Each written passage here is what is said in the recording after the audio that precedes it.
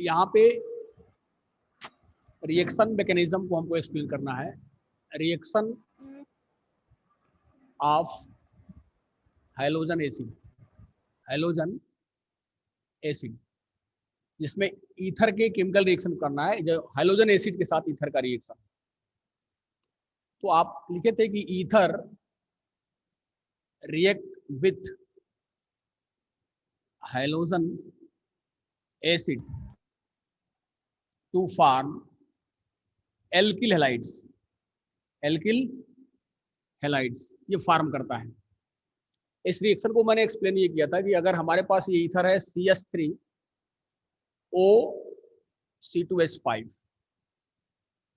और हम HI से रिएक्शन करा रहे हैं, एक्सेस अमाउंट पे हम HI ले रहे हैं, एक्सेस,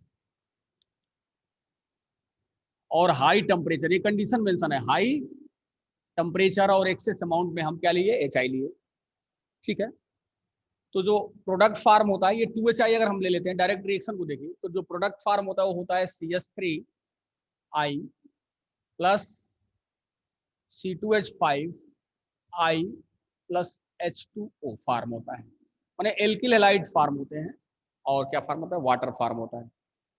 रिएक्शन यही है। इस रिएक्शन के मैकेनिज्म को एक्सप्लेन करना है। तो what is the mechanism of this reaction, mechanism इसका क्या है।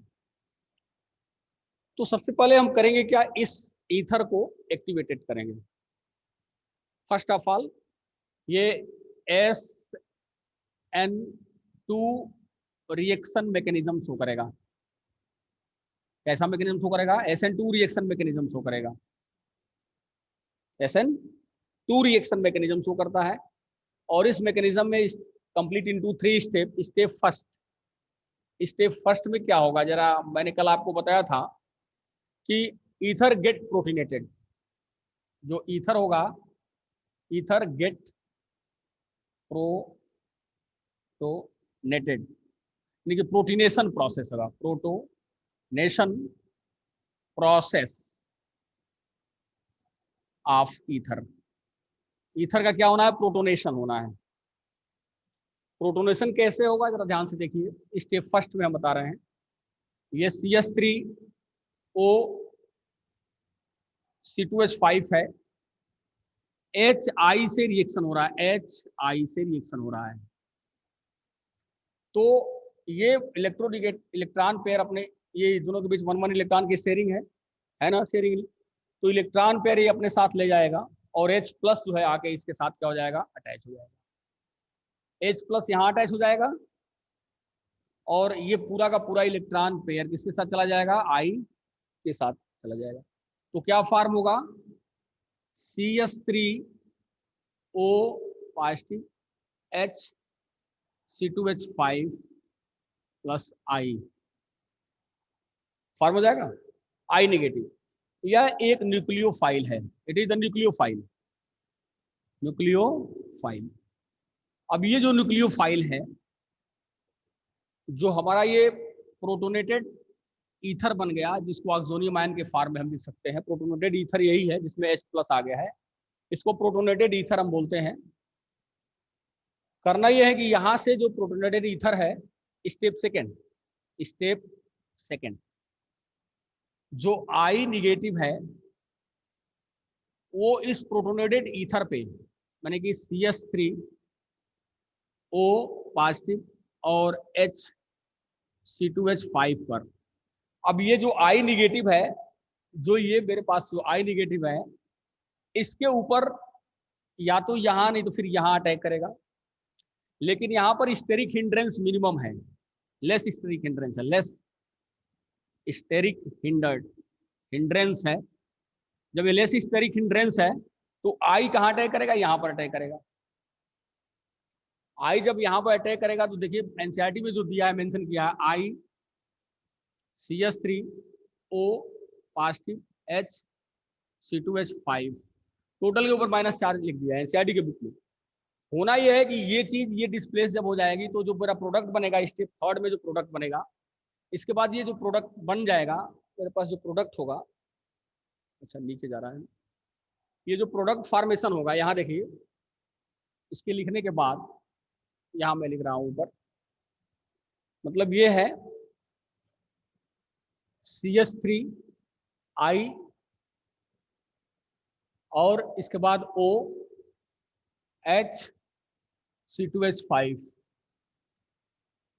अब ये जो प्रोडक्ट बना, ये इसके साथ ये बॉन्ड यहाँ शिफ्ट हो जाएगा और ये इसके साथ चला जाएगा और बन जाएगा मेरे पास CH3I प्लस C2H5 OH, ये फार्म हो जाएगा, एथेनॉल फार्म हो गया। अब मेरे पास जो मैंने एक्सप्लेन किया था कि मैंने कहा था कि एक्सेस अमाउंट में HI लेते हैं। HI कितने अमाउंट में लेते हैं? एक्सेस अमाउंट में लेते हैं। तो एक तो एल्किल हैलाइड फार्म हो गया, CH3I फार्म हो गया, यहाँ पे फार्म हुआ ना। अब फिर यही चाहे तो रिएक्शन को आगे आप बढ़ा सकते हैं कि यहाँ पर फिर एक्सेस में HI क्या है? एक्सेस अमाउंट में है, या इस स्टेप को यहाँ भी लिख सकते हैं, सेकेंड स्टेप, यहाँ भी स्टेप बढ़ा सकते हैं। तो यहाँ पर एक्सेस अमाउंट में है, तो ये जो है इलेक्ट्रॉन पेयर जब लेके जाएगा तो H प्लस कहाँ अटैच हो जाएगा? यहाँ पर अटैच हो जाएगा, अटैच होगा ना। ये चीज कहाँ अटैच हो जाएगी? ये चीज जो है यहाँ पर अटैच हो जाएगी। बोलिए, अटैक होगी तो क्या बनेगा? C2H5O पॉजिटिव, H और क्या हो जाएगा? I negative. क्या निकल जाएगा? I निगेटिव हो गया। अब यहां से ये चीज यहां शिफ्ट कर जाएगी, क्योंकि ये पॉजिटिव है तो इलेक्ट्रॉन पेयर लेके चला जाएगा और I निगेटिव कहाँ अटैच हो जाएगा? यहाँ अटैक हो जाएगा। अटैक होने के बाद ये क्या बना देगा? C2H5I plus H2O। तो ओवरऑल रिएक्शनों में आपने देखा, ओवरऑल रिएक्शन अगर देखा गया तो मेरे पास यही था रिएक्शन में, प्रोडक्ट CH3O C2H5 था। अब प्लस मैंने लिया है 2HI, दो बार रिएक्शन हम करा रहे हैं, एक HI पहले वाले में, दूसरा HI ये। तो जो मेरा प्रोडक्ट फार्म हो रहा है, एक तो ये बन रहा है CH3I बन रहा है, और दूसरा प्रोडक्ट फार्म हो रहा है C2H5I, और क्या एक फार्म हो रहा है? वाटर फार्म हो रहा है। तो इस तरह से this reaction is called SN2 reaction, and SN2 reaction follow only 1 degree carbon and 2 degree carbon. ये 1 डिग्री कार्बन या 2 डिग्री कार्बन में SN2 रिएक्शन फॉलो होगा। लेकिन अगर ईथर में 3 डिग्री कार्बन मौजूद है तो वहां पर SN1 रिएक्शन फॉलो होगा। क्या फॉलो होगा? SN1 रिएक्शन फॉलो होगा। तो इस चीज को ध्यान दीजिएगा। यहाँ तक मैंने आपको कल एक्सप्लेन किया था, और 3 डिग्री कार्बन से जब एक्सप्लेन कर रहे थे तो वो लिंक चला गया, वहीं से हमें बताना था। ये मैंने रिवाइज किया, जो कल मैंने बताया था उसी का ये रिविजन है, ठीक है। अब हमें आपको एक्सप्लेन करना है 3 डिग्री कार्बन का ईथर अगर है तो उसमें किस तरह का रिएक्शन मैकेनिज्म जो है हैलोजन एसिड के साथ वो फॉर्म करेगा। तो उसमें टर्सरी एल्किल हैलाइड फॉर्म होता है। क्या फॉर्म होता है? टर्सरी एल्किल हैलाइड फॉर्म होता है, और उसमें बनता वो SN1 रिएक्शन मैकेनिज्म शो करता है। तो if you taken a 3 degree carbon, तो यहां पर देखिए, इन 3 degree carbon CH3 C CH3 CH3 O CH3, यही ना 3 डिग्री कार्बन है। ये 3 डिग्री कार्बन है, ये ईथर है जिसमें 3 डिग्री कार्बन है, ठीक है। इसका रिएक्शन हम HI से करा रहे हैं। हैलोजन एसिड की रिएक्टिविटी का यही क्रम है, HI, इसके बाद HBr है, उसके बाद क्या है? HCl है। हैलोजन एसिड के रिएक्टिविटी का ये क्रम है। It is the order of reactivity of halogen acid. इसको याद रखिएगा, एनसीईआरटी में दिया हुआ है। तो ये डिस्प्लेस जब यहाँ से यहाँ होगा और H प्लस यहाँ आके अटैच हो जाएगा, तो ये बन जाएगा CH3O, और ये पॉजिटिव, ये H, और बनेगा C2 रिएक्शन। ये ऐसे होगा CH3 C CH3 CH3O positive, H, और ये CH3। ये प्रोटोनेटेड ईथर फॉर्म हो गया। अब ये स्टेप तो एक्टिवेशन के लिए है, activation of ether, activation of ether. Ether का एक्टिवेशन मैंने करा दिया, प्रोटॉन इसमें ऐड करा दिया। Due to adding of proton ether में भी activated, due to adding of proton ether में भी एक्टिवेटेड, एक्टिवेट हो गए। अब इस एक्टिवेशन के बाद हमें करना क्या है कि first step, step number first, जो स्टेप फर्स्ट होगा वो देखिए, जो स्टेप फर्स्ट होगा, ये फर्स्ट स्टेप है, ये वेरी स्लो होगा, और इस स्लो रिएक्शन में यही रेट डिटरमाइनिंग स्टेप होगा ये कि स्टेप फर्स्ट में ये चीज यहां शिफ्ट कर जाएगी और carbocation is more stable, carbocation is form हो जाएगा, और क्या फॉर्म होगा, CH3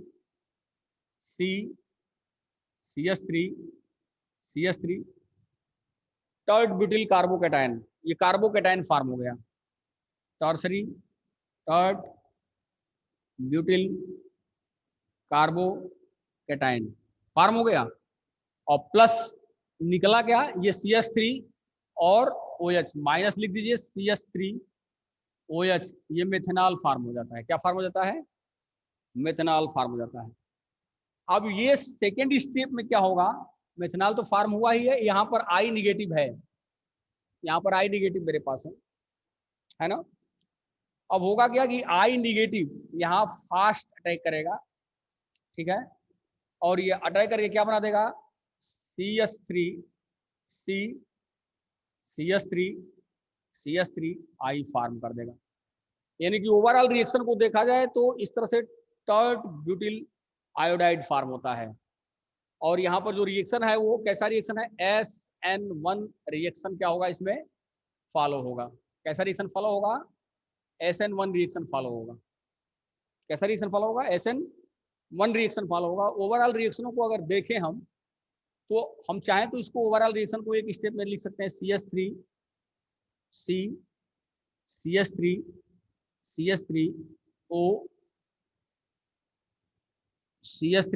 प्लस HI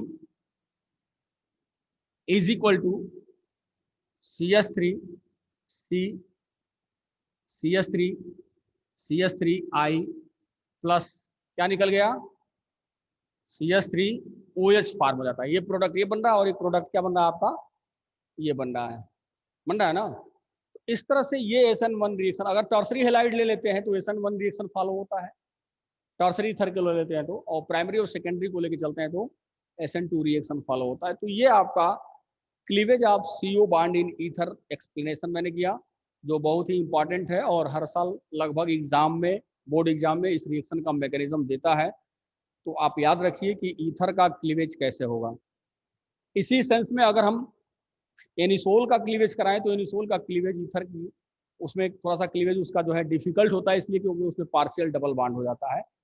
और अगर हम एनिसोल लेके चलते हैं, और मैंने कल भी बताया था, ईथर में अगर हम एनिसोल लेके चलते हैं और उसका HI के साथ रिएक्शन कराते हैं तो फिनाल और एल्किल हैलाइड फॉर्म होता है। जरा ध्यान से देखिएगा, कल वाले प्रोसीजर को ही मैं आगे बता रहा हूँ, उसके बाद इलेक्ट्रोफिलिक सब्स्टिट्यूशन बता रहा हूँ।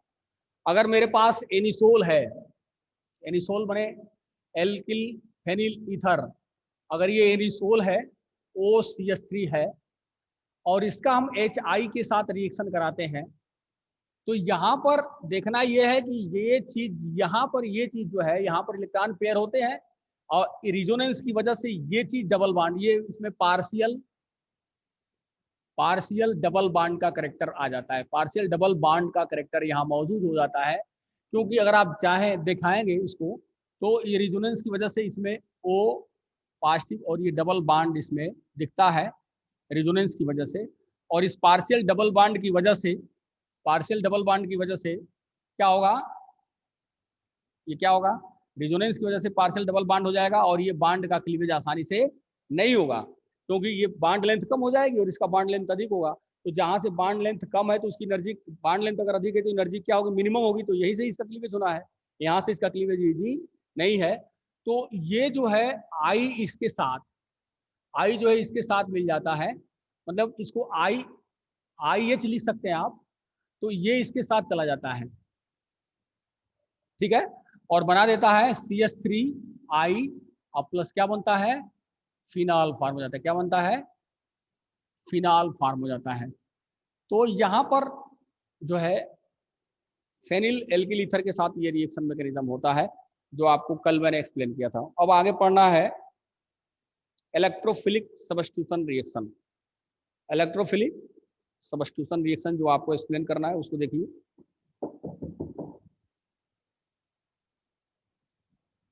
ये उल्टा लगाएंगे। अब देखते हैं हम लोग इलेक्ट्रोफिलिक सब्स्टिट्यूशन रिएक्शन। यहां देखिए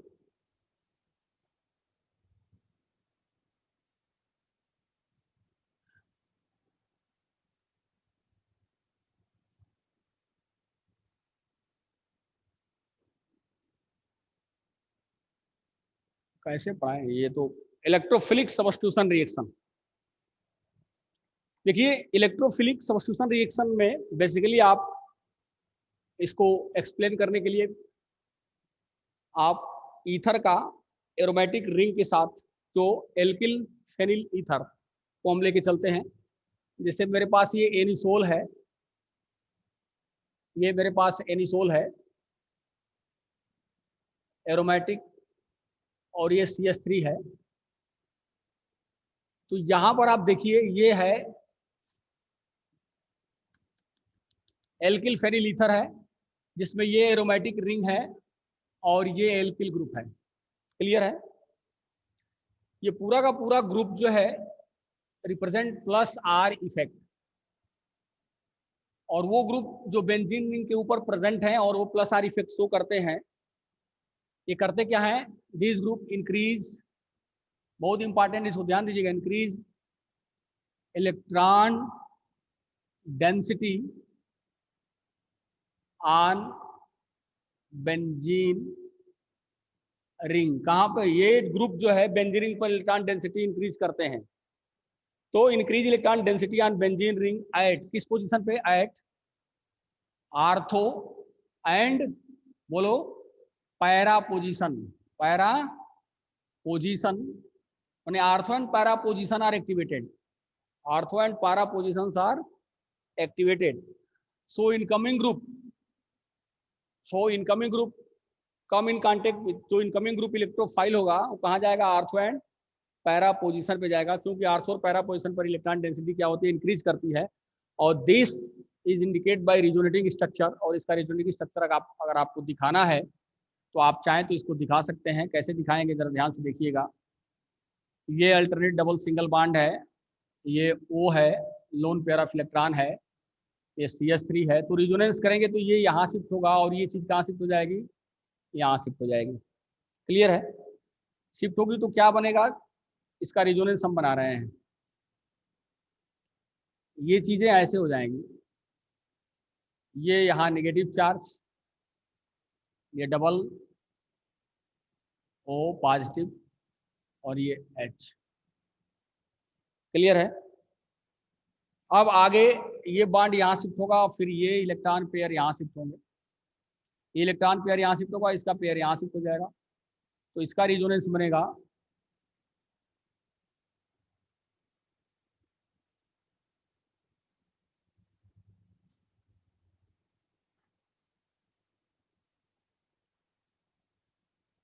ऐसे। ठीक है? फिर ये इलेक्ट्रॉन पेयर या इस पे शिफ्ट होगा, और ये इलेक्ट्रॉन पेयर जब यहाँ शिफ्ट हो जाएगा तो इसका रिजोनेंस फॉर्म हो जाएगा।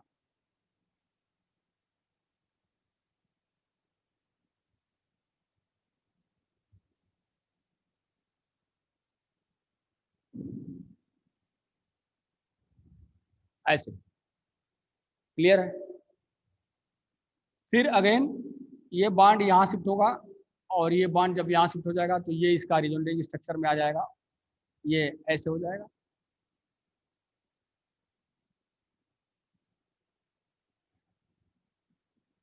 तो यहां पर आप देख रहे हैं ये कौन सा पोजीशन है? आर्थो पोजीशन है। ये कौन सा पोजीशन है? पैरा पोजीशन है। और ये कौन सा पोजीशन है? आर्थो पोजीशन है। मतलब आर्थो पोजीशन और पैरा पोजीशन ही क्या हो रहे हैं? एक्टिवेट हो रहे हैं, जहां पर बेंजीन रिंग पर इलेक्ट्रॉन डेंसिटी इंक्रीज कर रही है। तो इनकमिंग ग्रुप जो भी इलेक्ट्रोफाइल होगा, जैसा कि पीछे मैंने बता चुका है, एक्सप्लेन कर चुके हैं कि इलेक्ट्रोफाइल इलेक्ट्रॉन डिफिशियंट होते हैं, ये हमेशा वही अटैक करते हैं जहां पर नेगेटिव सेंटर होता है। तो यहाँ पे या नहीं तो यहाँ पे, या नहीं तो फिर यहाँ पे अटैक कर जाएगा। माने जो इलेक्ट्रोफाइल होगा, जो अटैकिंग रीजेंट इलेक्ट्रोफाइल होगा, इस बेंजीन रिंग के आर्थो पोजीशन पे या पैरा पोजीशन पे या आर्थो पोजीशन पे अटैक कर जाएगा। क्लियर है? तो इस तरह से आर्थो पैरा प्रोडक्ट फार्म हो जाता है, आर्थो पैरा प्रोडक्ट फार्म होता है। अब हमको रिएक्शन को एक्सप्लेन करना है कि ये कैसे आर्थो पैरा प्रोडक्ट फार्म करते हैं। तो इसको एक्सप्लेन करने के लिए कुछ इलेक्ट्रोफिलिक सब्स्टिट्यूशन रिएक्शन आपके एनसीईआरटी में दिया हुआ है। पहला रिएक्शन तो है हैलोजिनेशन। पहला रिएक्शन क्या है? हैलोजिनेशन, यही ना है जी। तो फर्स्ट रिएक्शन आपका है halogenation. Halogenation means reaction of halogen. Ether react with bromine water in presence of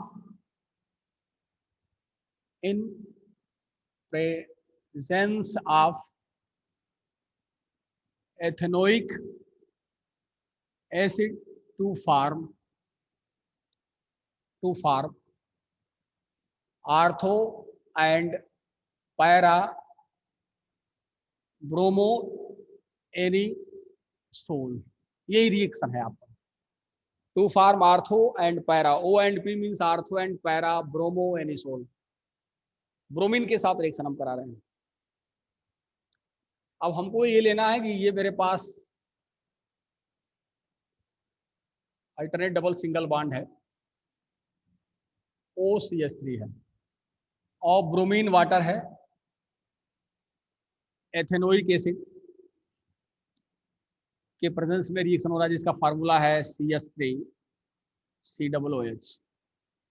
mechanism हम पीछे बहुत बार एक्सप्लेन कर देते हैं। इसमें जो इलेक्ट्रोफाइल होगा Br+ होगा। कैसे जनरेट होता है हम पीछे बता चुके हैं, बार बार उसको एक्सप्लेन करना ठीक नहीं है। तो यहाँ पर जो इलेक्ट्रोफाइल हैगा Br+, वो इस बेंजीन रिंग के आर्थो पर या पैरा पर अटैक करेगा। तो देखिए, अगर ये बेंजीन रिंग के आर्थो पोजीशन पे अटैक करता है, ये बेंजीन रिंग हो रही है OCH3 और Br, आर्थो ब्रोमो एनिसोल।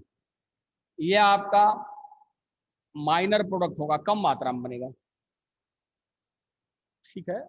और दूसरा जो बनेगा ये फार्म होगा OCH3, ये Br, ये होगा पैरा ब्रोमो एनिसोल। ये मेजर प्रोडक्ट फार्म होगा।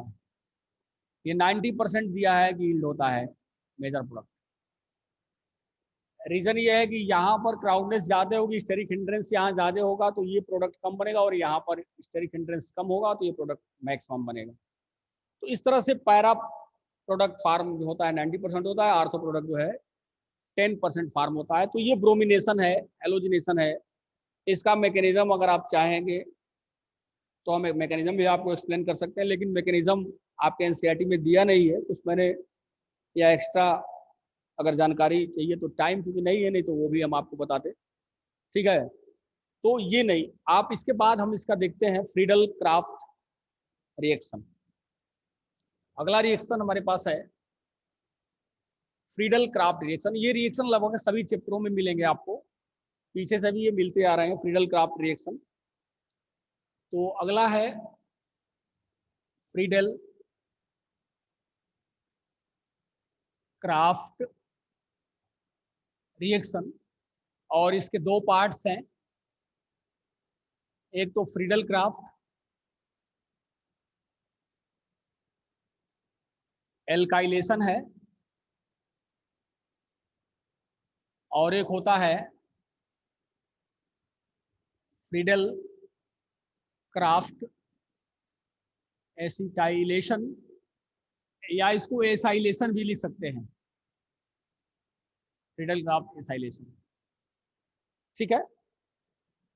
अब यहां पर एल्काइलेशन का मतलब हुआ introduce of CH3 group in benzene ring is called Friedel-Crafts alkylation। और ये क्या होता है? Introduce of CH3CO group in benzene ring is called Friedel-Crafts acetylation या फ्रीडल-क्राफ्ट एसाइलेशन। ये दोनों रिएक्शनों को आप ध्यान से देखिएगा, पीछे भी मैंने एक्सप्लेन किया है। ये रिएक्शन जो होता है बेसिकली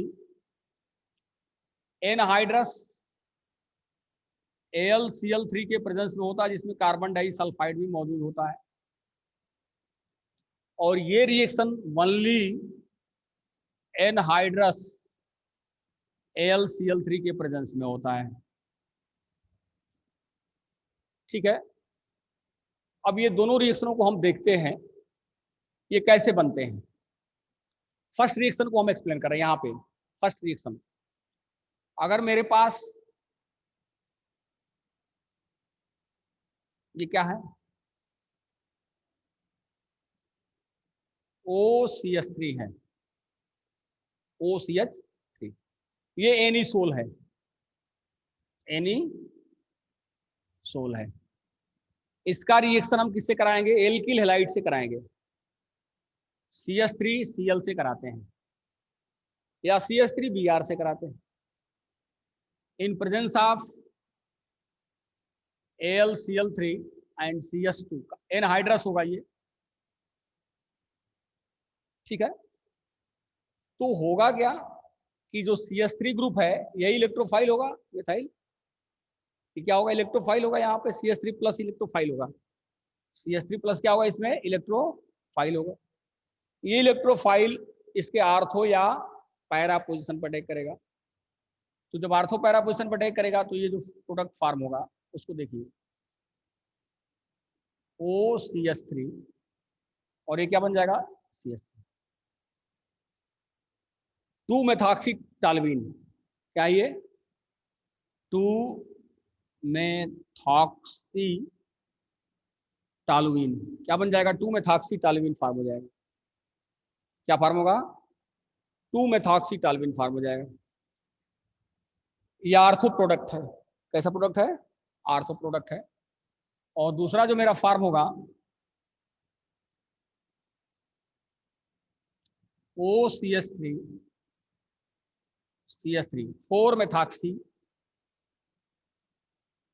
4-मेथॉक्सीटालुइन फॉर्म होगा। तो ये मेजर प्रोडक्ट होगा और ये कैसा होगा, माइनर होगा। ये कैसा होगा, माइनर होगा। मेजर इसलिए होगा कि ये पैरा पोजीशन पे है और ये आर्थो है, इसलिए क्या होगा, माइनर होगा। यहाँ पर स्टेरिक हिंड्रेंस मैक्सिमम होगा और यहाँ पर स्टेरिक हिंड्रेंस मिनिमम होगा, कम होगा। तो ये एल्काइलेशन का है एग्जाम्पल। दूसरा हम एसिटाइलेशन का एग्जाम्पल एक्सप्लेन कर रहे हैं। एसिटाइलेशन में क्या होना है इसको समझे। एसिटाइलेशन में होना ये है कि मेरे पास यही एनिसोल है, ये एनिसोल का OCH3 है। इसका रिएक्शन हम किससे कराते हैं, बोलो, एसिटिल क्लोराइड CH3COCl से। CH3COCl से कराते हैं, जिसको एसिटिल क्लोराइड बोलते हैं। ये नहीं बोलते हैं, इसको बोलते हैं एसिटिल क्लोराइड। और यहाँ प्रेजेंट होता है एनहाइड्रस AlCl3। ठीक है, तो यहाँ पर CH3CO ग्रुप ये जो है इलेक्ट्रोफाइल इसमें होगा। इसमें इलेक्ट्रोफाइल क्या होगा, CH3CO ये पॉजिटिव, ये इलेक्ट्रोफाइल होगा। ये क्या होगा, इलेक्ट्रोफाइल होगा। ये इसका इलेक्ट्रोफाइल है। जनरेट कैसे होगा, या पीछे हम जनरेट करा चुके, इलेक्ट्रोफाइल होगा।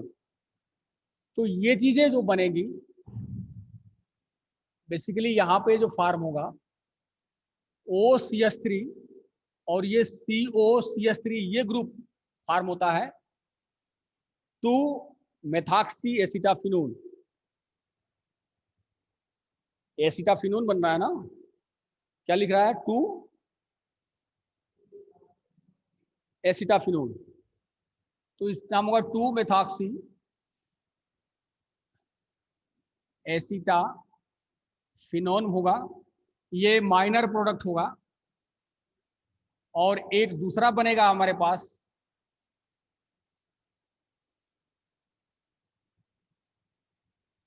OCH3 COCH3, दूसरा ये बन जाएगा, बनेगा ना? दूसरा मेरे पास ये बनेगा, बोलिए बनेगा कि नहीं बनेगा? और ये बन जाएगा 4-मेथॉक्सी 4-मेथॉक्सी एसिटाफिनोन, ये बन जाएगा, ये मेजर प्रोडक्ट होगा। तो ये फ्रीडल क्राफ्ट रिएक्शन में दो पार्ट्स हो गए, Friedel craft alkylation and Friedel Crafts acylation. दोनों पार्ट आपको इसमें, एक पार्ट में एल्किल ग्रुप इंट्रोड्यूस होता है बेंजीनिंग पर तो एल्काइलेशन होगा, और अगर acetyl group CH3CO group introduce होता है तो एसिटाइलेशन या एसाइलेशन उसको बोलते हैं।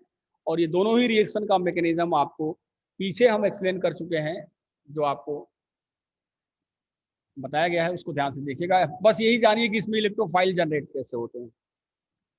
और लास्ट है, इस चैप्टर का लास्ट टॉपिक है नाइट्रेशन। इस चैप्टर का लास्ट टॉपिक है नाइट्रेशन। अगर आपको नाइट्रेशन देखना है तो नाइट्रेशन का मतलब होता है reaction with concentrate nitric acid.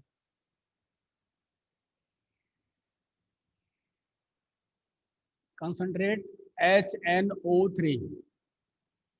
और इसमें अगर हम रिएक्शन कराएंगे तो इसमें जो इलेक्ट्रोफाइल जनरेट होगा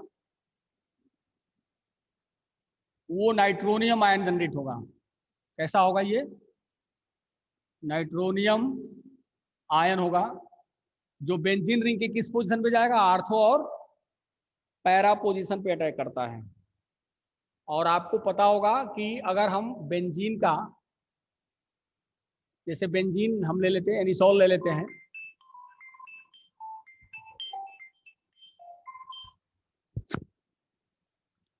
जैसे ये एनिसोल मेरे पास है और इसका रिएक्शन हम HONO2 HNO3 को लिख सकते हैं ऐसे ना, लिख सकते हैं ना, कंसंट्रेट फॉर्म में होता है ये। और हम कंसंट्रेट H2SO4 के प्रेजेंस में रिएक्शन कराते हैं, कंसंट्रेट H2SO4 के प्रेजेंस में रिएक्शन कराते हैं। तो nitro group attack on ortho and para position, nitro group attack on ortho and para position. और जब आर्थो और पैरा पोजीशन पर अटैक करेगा तो जो मेरा प्रोडक्ट फार्म होगा वो ऐसे फार्म होगा, OCH3NO2 क्या होगा? 2-मेथॉक्सी नाइट्रो है, 2 नाइट्रो एनिसोल दिया है, क्या लिखा? एनिसोल। तो ये हो जाएगा 2 नाइट्रो एनिसोल। और ये क्या होगा? माइनर प्रोडक्ट होगा, ठीक है, प्लस एक बनेगा OCH3NO2 और ये होगा 4 नाइट्रो एनिसोल बन जाएगा। तो ये रिएक्शन जो होते हैं नाइट्रेशन से होते हैं, जो मैंने आपको एक्सप्लेन किया। तो लगभग आपका पूरा का पूरा जो है ये चैप्टर मैंने फिनिश कर दिया है। और आपको पता होना चाहिए कि जो हम आपको एक्सप्लेन किए हैं क्लीवेज ऑफ, ये आपका पूरा का पूरा एल्डिहाइड एल्कोहल का जो चैप्टर है, ईथर एल्डिहाइड एंड एल्कोहल का जो चैप्टर है मैंने आपको फिनिश किया। और इसमें बेसिकली जो आपको एक्सप्लेन करना है, जो जानना है, उस चीज़ को आप देख लीजिएगा। बेसिकली मैंने आपको जो एक्सप्लेन किया है वो एल्कोहल, फिनाल और ईथर में इसका कंप्लीट जो है मैंने क्लासिफिकेशन एल्कोहल का बताया है। फिर इसके बाद ईथर का क्लासिफिकेशन एक्सप्लेन किया है। इसके बाद स्ट्रक्चर ऑफ फंक्शनल ग्रुप मैंने आपको एक्सप्लेन किया है, एल्कोहल का, ईथर का और फिनॉल का। इसके बाद प्रिपरेशन ऑफ एल्कोहल मैंने बताया है फ्रॉम एल्कीन से। इसको, ये फ्रॉम एल्कीन से बहुत इंपॉर्टेंट है, इसका जो है रिएक्शन मैकेनिज्म आप जरूर पढ़ लेंगे कि एल्कीन से हम कैसे एल्कोहल फार्म करते हैं, ये इंपॉर्टेंट है। फ्रॉम कार्बोनिल कंपाउंड से भी एल्कोहल का प्रिपरेशन हम करते हैं, ठीक ना। उसके अलावा फ्रॉम ग्रिग्नार्ड रिएजेंट से हम आपके एल्कोहल का प्रिपरेशन कैसे करते हैं आपको बताया गया था। इसके बाद इसकी केमिकल प्रॉपर्टीज, फिनाल का भी प्रिपरेशन हम करते हैं। क्यूमीन वगैरह से जो प्रिपरेशन था वो इम्पोर्टेंट, इसको देख लेना है। उसके बाद जितने भी केमिकल रिएक्शन है आपको, जिसमें सबसे इम्पॉर्टेंट है डिहाइड्रेशन प्रोसेस एल्कोहल का, जो एग्जाम में हमेशा देता रहता है। तो आपको ध्यान यही देना है कि जितना आपको बताया गया है, आपको कंटेंट हम पर डे भेजते भी हैं। ऐसा नहीं कि किसी दिन कंटेंट नहीं भेजा जाता है। तो डेली का डेली आपको कंटेंट दिया जाता है। उस कंटेंट से आप जो है नोट्स बनाइए। और कल जो है आपका नया चैप्टर हम स्टार्ट करेंगे, वो क्या है, aldehyde, ketone and carboxylic acid, जो इस बुक का सबसे इम्पोर्टेंट चैप्टर है और इसमें से कोई भी पोर्शन रिड्यूस नहीं किया है। एनसीईआरटी ने इस साल के पेंडेमिक जो डिजीज चल रही है कोरोना का, उसमें केवल यही एक चैप्टर है जिसमें से कोई भी पोर्शन को डिलीट नहीं किया है। Aldehyde, ketone and carboxylic acid में से टोटल पोर्शन जो है आ रहे हैं। और लास्ट के दो चैप्टर कौन कौन, एक तो लास्ट वाला चैप्टर है केमिस्ट्री ऑफ एवरीडे लाइफ, मैंने एक दो चैप्टर जो है पूरा का पूरा डिलीट कर दिया, हटा दिया है। तो हमको लगता है कि एल्डिहाइड, कीटोन और कार्बोक्सिलिक एसिड के बाद एक एमीन बचेगा और कार्बोहाइड्रेट फार्म होगा। दो चैप्टर केमिस्ट्री में बच जाते हैं, बाकी सारे चैप्टर आपको हमने अपनी तरफ से फिनिश कर दिया, पूरी किताब खत्म कर दिया है। तो आपका काम है रिवीजन करना, और रिवीजन करते रहिए। जो चीज़ नहीं आज समझ में आती है उसको आप पूछ लीजिएगा। ये मीटिंग हम एंड करते हैं, ठीक है। है भी नहीं।